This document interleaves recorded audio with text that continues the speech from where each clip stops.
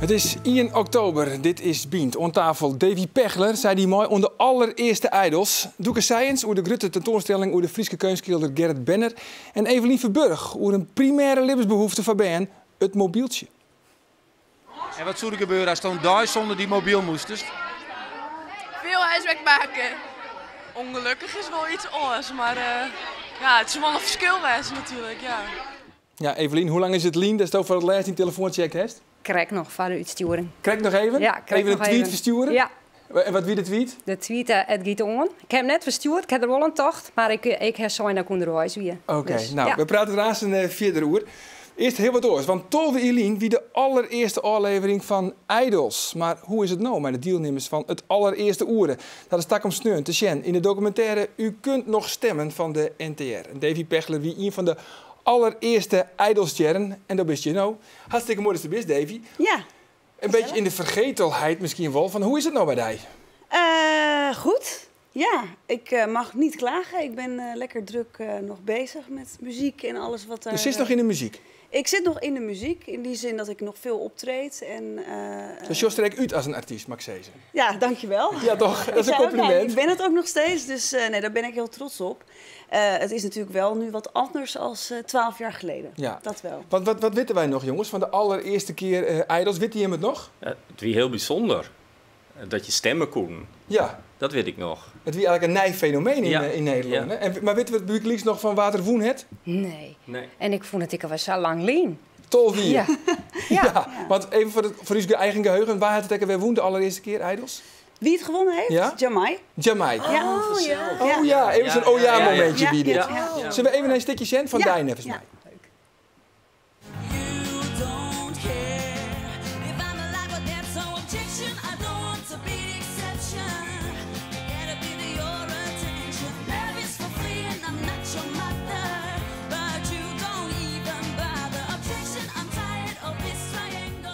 Ja, Davy, dit was dus 12 jaar geleden. Ja, simpel nog, hè?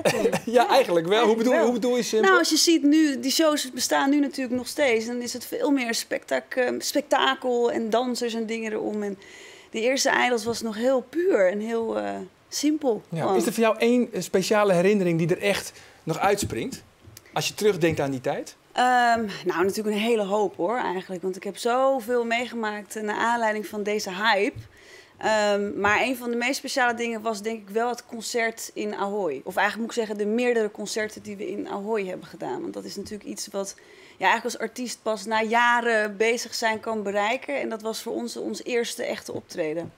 Ja. Dat is natuurlijk bizar. Ja, want jullie waren eigenlijk in no time wereldberoemd. Of in ieder geval beroemd in Nederland. Ja, ja, in Nederland ja. Ja, laten we niet overdrijven. Nee, laten we niet overdrijven. Maar het is inderdaad, je bent van de een op de andere dag letterlijk. Ik ging gewoon nog naar school en die uitzending was geweest waarin ik voor het eerst op tv was. En daarna kon ik eigenlijk niet meer normaal over straat. Zeker Hoe niet is met dat dan? met Hoe die is dat dan? vlechten. Ja, want je had allemaal dreadlocks en Ik die heb waren natuurlijk allemaal... meteen herkend. Ja. Dus ja, dat was heel... het was heel spannend, want je bent dat niet gewend. En mensen die zien jou, je hoort ze smoesen en ze gaan over je praten. Ze willen met je op de foto. En je bent ineens zeg maar een soort bezit van een publiek.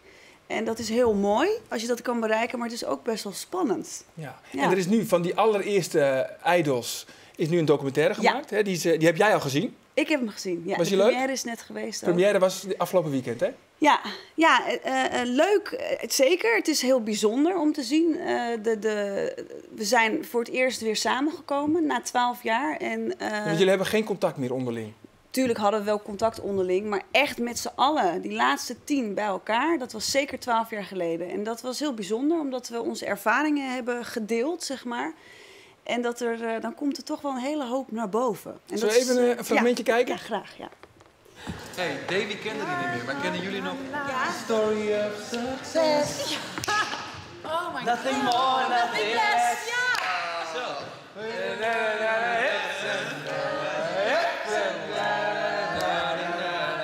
Ja, dat was volgens mij Jim Bakkum, hè, de nummer 2. Ja. Want jij bent vierde of derde? Vierde. Ja. Want wie was derde dan? Hint. Hint. Ja. Die was het ook nog. Ja. Begint het weer een beetje te ik dagen? Ja, nou, ik zit de hele tijd, oh ja. Oh ja? Ik weet nog dat het bijzonder was dat die Jamai hier, hè? Dat die woon. Nevens mij zo die oren winnen matten, haar net? Die tweede winnen is. Ja, ze waren natuurlijk allemaal super populair. Bij de meiden natuurlijk ook vooral. En ik denk dat er niet veel verschil meer was tussen Jim en Jamai qua winnaar. Dat waren natuurlijk al 2 winnaars gewoon.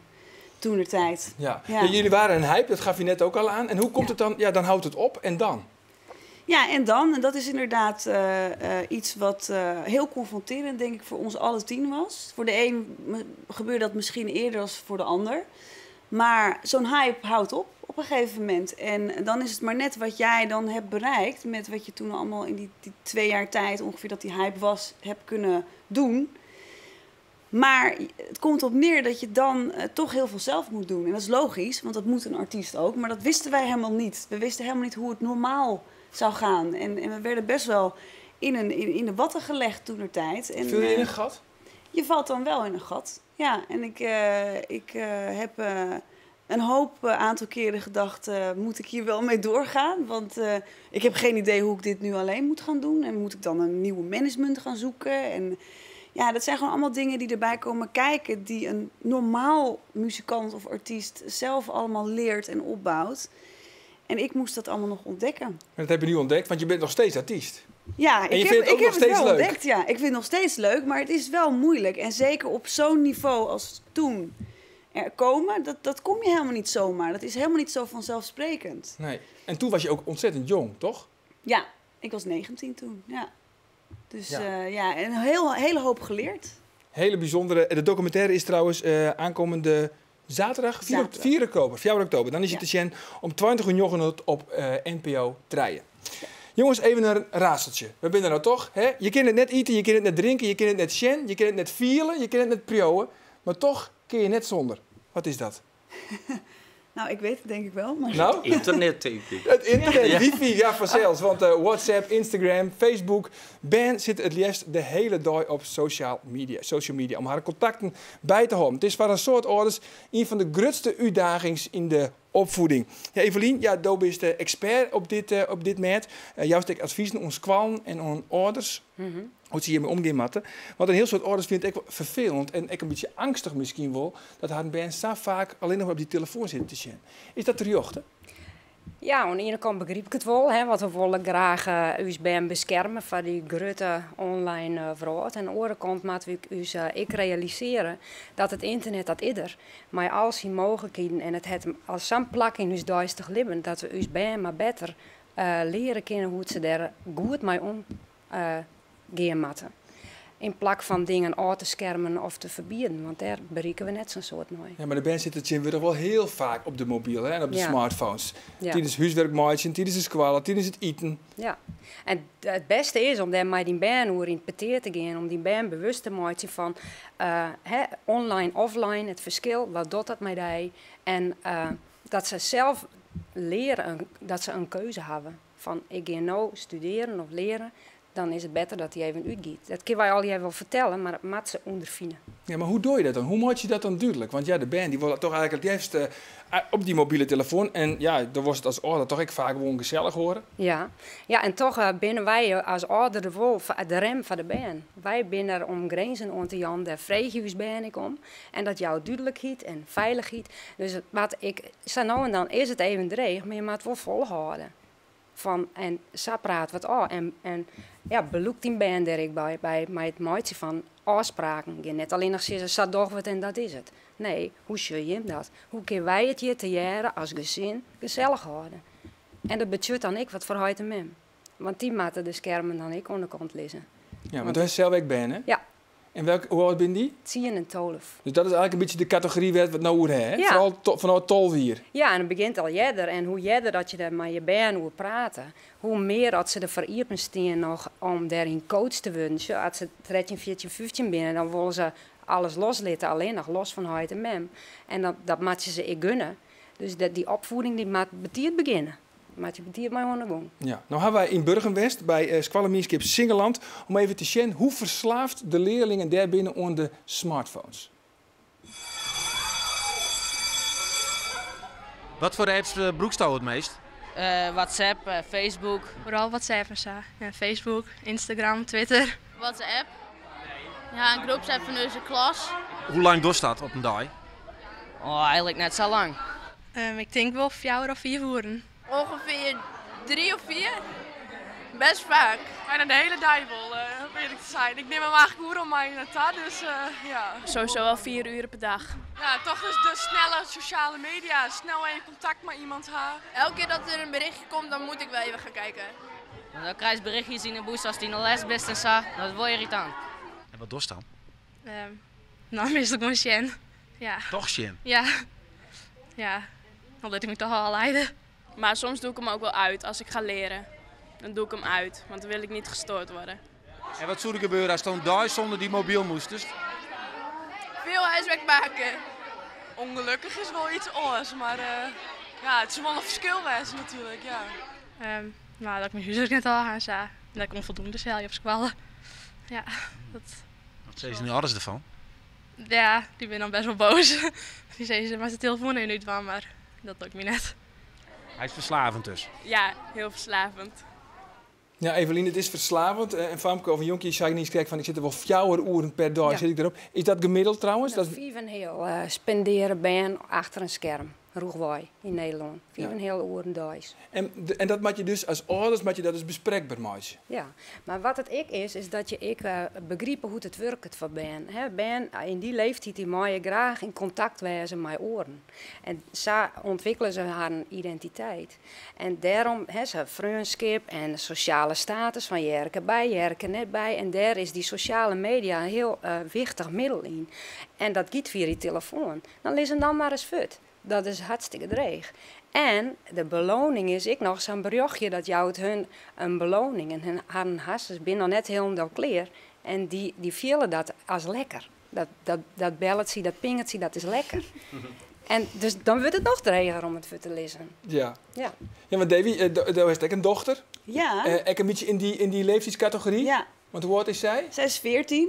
En nou, die zit ook de hele dag gewoon op de telefoon. En ja, het is inderdaad moeilijk op momenten als onder het eten of huiswerk of we gaan slapen. Hè, lang nog op de telefoon zitten om die discipline te hebben om het ook echt uit te zetten. En dan moet ik zeggen dat ik het zelf ook moeilijk vind. Ik heb het bijvoorbeeld voor mijn werk nodig. Maar op een gegeven moment betrap je jezelf erop dat je er constant zit te kijken. En dan heet het dan weer, ik verveel me even, ik ga even op Facebook, ga even op Instagram. Dat is natuurlijk, het is niet gezond eigenlijk. Nee. En dan krijg je dus kopieergedrag. En dan is het ook wel logisch dat de band het oernemen. Ja. Ja, en wij binnen denk ik als ouders om ons ben te vertellen dat het zo nou en dan heel goed voor een meisje is. Ik voor u als volwassenen om uit te staan. Gewoon even niks. En dan komt de ruimte van wat oors. Ja. Ruimte om even hoe nooit te denken. En even de boel daar op skin te mooitje. En dan komt er weer wat nieuws. Hij stikt mijn huiswerkje, maar dat ding on, dat is gewoon heel dreig. Ja. Nog even heel kwart. De gouden tip. Want er zit een heel soort ouders zitten nou te sjen. En die hebben Ben, die zitten dan op een bank en die zeggen, ja, dit beeld herken ik wel. Nou, geef maar eens in peteer en vraag eens hoe wie het op het internet doet. Want dat vragen we ze neer. We stellen altijd de vraag hoe wie het op squallen. Ja, en maar we moeten altijd vragen hoe wie het op internet. Hoe wie het op het internet doet. Gouden tip. En je zal Sjen, wat ze zeggen, ben benijd. Oké, nou, ik zal het thuis bezieken. Want Takomanje is er in de ramp van de week van de opvoeding een joen in Driels over dit onderwerp. En daar ben je dan ook bij. Hè? Daar ben ik bij. Elke nien is welkom. Oké. 4 oktober, dan is het weer beste dag. En nog 3 nachtjes sliepen. Ik kan haast net wachten. De hele week ben we al op paard, maar de vrijwilligers van de dierenambulance Zuid-Friesland. Hi, Poesie. Ik hoop dat mijn vrienden kennen, hij zit hier. Hi, Poes. Dikke. Zuster? Wat had hij druwende? Nou ja, het dierenambulance gebeuren vind ik wel heel belangrijk dat dat er is. Dat je zorgt wat je onderwijs mij meidje. Dat je mensen zo helpen kennen, dieren helpen kennen, die combinatie van mens en dier helpen kennen. Dat houdt mij dat ik denk, die dierenambulance met gewoon de bloeien. Ja, maar als hij de 4 erin gaat, dan is het... Ik kan beter van deze kant houden, van achteren. Dat is een aangereden poesje. De achterkant is een beetje... Ja, ik ken al wel. Ja, ik ook. Rustig. Mag de rug Ja, verder ook even mee. Daar zitten. Jorsten? Jorsten? Ja, maar zijn hoe loopt het er? Iedereen is gelijk, ja. En dan is het bestuur ook nog mij werken, dus dan ben ik gewoon chauffeur, collega op de AW. Nou, respect dames. Ja, dank u wel. Ja. Er is niks meer aan te gaan. Pootje op, nee. 2 poten eraf. Ja. Dat is wel een spookje, denk ik dan. Ja, we zijn tot 6 uur, dus we zijn er nog wel. Oké, dan zien we ons zo. Oké, doei. doei. Ja?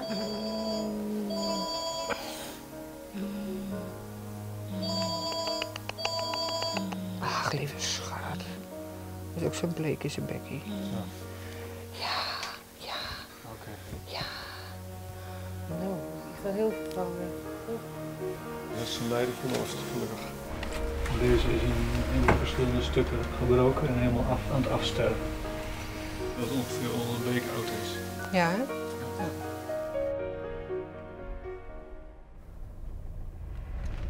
Wil ik niet je eigen werk creëren, nou? En ik heb een gasje aan moeten, hè? Is hier nou 8 uur in jong? Is dit de wisseling van de wacht? Dit is de wisseling van de wacht, ja, klopt.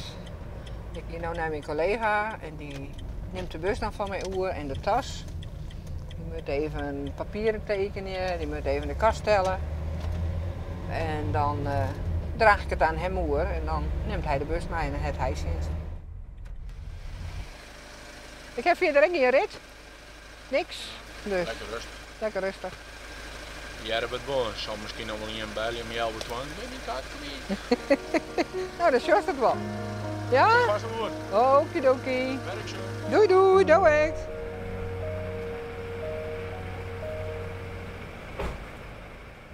Ja, de vrijwilligers van de dierenambulance. Hij heeft trouwens nog een leuk filmpje over je eigen huisdier. Stuur die dan op naar bient@omroepfriesland.nl en morgen laten we dan een selectie zien. En de leukste die krijgt dan een verwendpakket. Ik neem hem van jouw huisdier. Voor het eerst, zo'n 50 jaar is er weer een grote tentoonstelling over Gerrit Benner. Een van de grootste kunstschilders van Friesland. Schrijver Doeke Science doekt in het levensverhaal van Gerrit Benner en kwam een paar bijzondere verrassingstjen. De tentoonstelling Doeke die opent vreed in het Fries Museum en ook in het Museum Belvedere. Dan verschijnt ook jouw boek. Ja. Wat voor beeld hing jouw eis van Gerrit Benner voordat jou begon bij het schrijven van het boek? Nou, het wichtigste is eigenlijk dat ik meende dat hij alleen nog maar van die haast helemaal abstracte landschappenschilder hier. En verder wist ik er eigenlijk net zo volle van. Een beetje dat hij een tijdgenoot van Karel Appelwie, dus ik van dat hele wilde werkschilder hier. Maar verder wist ik van de persoon niet. Nee, maar hoe groot is Gerrit Benner? Hij weet toch echt hij is een van de grootste Friese schilders, toch? Ja, beslist. En ik denk dat hij het voor de mensen die na hem komen binnen heel moeilijk maken had om nog wat iets origineels met het landschap te doen. Omdat hij dat zo bijzonder mooi schilderen had, dat je echt wel heel oernij denken moet van hoe zal ik dit nou eens aanpakken. Ja. Maar dat liep het al heel gauw van, nou dat is echt een Benner. Want hij bij de ABC, hij wel eens ja, dat zijn ze vroeger. Wie de ABC van de Nederlandse schilderkunsten, wie Appel, Benner en Corneille. En Benner is eigenlijk wat waaizakken in dat richtje. Appel en Corneille ken meestal wel, maar Benner zelf die is wat minder bekend rekken. Ja, Koen Jummen, Gerrit Benner, zei dat je hem wat? Nee? Vragende blikken, dat is een nee, hè? Nee, ik moet me schamen waarschijnlijk, maar... Nou ja, goed, net elke niet, dus zoals je zelf ook al van. Er binnen een heel soort schilders, dus Benner wie eigenlijk een fenomeen. En letter... Maar waarom dan? Wat maken hem oors als orenschilders? Nou, wat hem... Dat had er gemeen maar een heel soort schilders, maar hij had hem helemaal zelf bijgebracht hoe er schilderie moest en letter ook hoe er woe. Dus hij had hem echt losmaken van wat ze in Ljoutje hebben geliks woen, hoe dat landschap schilderen worden moest. En letter, hij is eigenlijk, zoals ze kennen, ik doe het er in Amsterdam, zie je het, en toen er in het stedelijk exposeerde, is hij toch hield iets in eigen gong gingen. hij had hem net zo volle van de moorders onlutsen. En uiteindelijk kwamen we dan uit op dat hele mooie, haast abstracte landschap. Werd een musea, nou ik zal niet zeggen vol van hingen, maar die toch een soort te zien binnen. Ja, want dit ben volgens mij Fabio van een van zijn eerste werken, hè? Dit is betietwerk en dit ek. En hoe zeggen dan, want de neemt krijgt Karel Appel en Corneille, hoe zeggen die mensen in hem om? Nou, die vielen hem, zeggen hem wel als een partner, om zo maar te zeggen, omdat die beiden echt net volle ham moesten van wat er leerd waren op de kunstacademie. Meesten die er waren altijd zijn van, ja, je moest eerst maar een hinderketekening kennen, voordat wat de oors dost. En Benner koe dat wel, dat is een moeder bij gelijks. Hij kon best fatsoenlijk schilderen, om zo maar te zeggen. Ja. Maar dat woedde net. Hij woe een oren manier uitziekje om het landschap of zijn emoties die er bij het landschap hier om die uit te beelden. En daar had er heel lang naar gezocht. En eigenlijk, ja, pas, nou, toen wie er al oer de 60, want dat maakt het hem ook wel bijzonder, dat er al zo oud wie, voordat er eigenlijk ontdekt hoe er werkelijk schilderen wil. En dit ben dus Fabio van zijn modernere werk? Dit is nog een beetje uit de jaren 50, dat hele dikke verven. En dan, nou het goed is, komen er nog wel wat oren.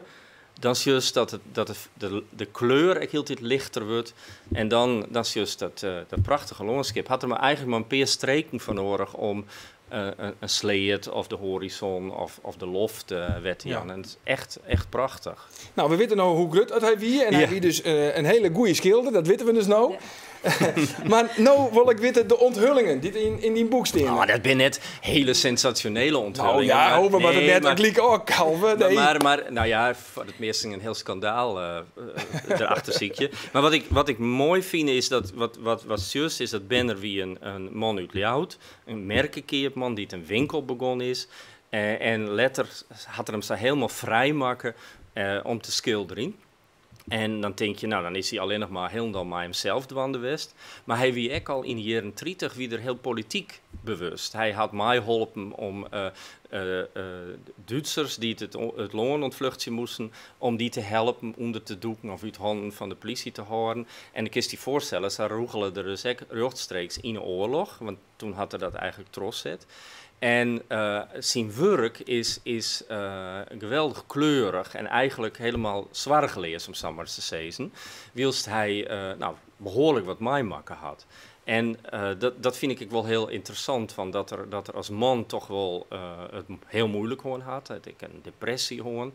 En hij had heel lang zocht naar hoe er schilderen hoe. Wilste onder het werk juist dat helemaal net. Het is echt kleurrijk, ja, fleurig eigenlijk. Misschien niet ziet waar de brood. Sorry? Ja, ik denk het al. Ja. Dat even voor de duidelijkheid, want hij leeft net meer, hè? Hij is stoorn. Nee, hij is in 81 is er verstoren. Ja, kon hij eigenlijk rondkomen van zijn werk? Nee, dat had heel. Ik denk eigenlijk toen we het hingen door die ABC, toen begon er behoorlijk te verzinnen. Maar daarvoor wie het leien. Ja, maar de erkenning, hij wil de erkenning krijgen hier in Ljouwert en in Friesland, die hij eigenlijk verzint. Ja, dat vind ik wel. Maar dat is wel zo'n onderdeel wat je nog heel lang moet praten kunnen. Want hij werkte dus in Ljouwert en toen zijn ze in Amsterdam. Kom maar naar Amsterdam, want daar is hij helemaal ontplooien. En Ljouwert waar ik vaststeld als een soort achteroorplakje in Nederland. Eigenlijk zijn van wet de wereld ophouden. Der koers aan talent net bloeien. Nou, Davy herkent het wel, want ook ben het dan ook in Amsterdam, toch? Ja, inderdaad. Ja. Maar vond ik verbazend hoe negatief de Ljouwtskreun waren in die tijd. En toen is hij naar Amsterdam gegaan. En het wonderlijke is dat er in Amsterdam, na een skoftsje, eigenlijk hield hij het weer Friesland schilderen. Hij begon dus uit zijn onthoud, begon er het Friese landschap te schilderen. En later is hij ook weer omgegaan naar Gastelon. Is hij weer naar Gastelon gegaan. En nou ja, doe is dat hele mooie werk om. Ja, vreed dus de tentoonstelling in Fries Museum en in Museum Belvedere. Ja. Mensen tiegetanken van je komst naar Bient en Safir. Morgen, daar ben we er vanzelfs weer. Dan onder andere omtekend van het nieuwe theaterstuk. Het jubileum van Jan Arends en Marijke Geertsma. Waar weet dan hoe dan ook nog een hele gezellige jongen. Dag.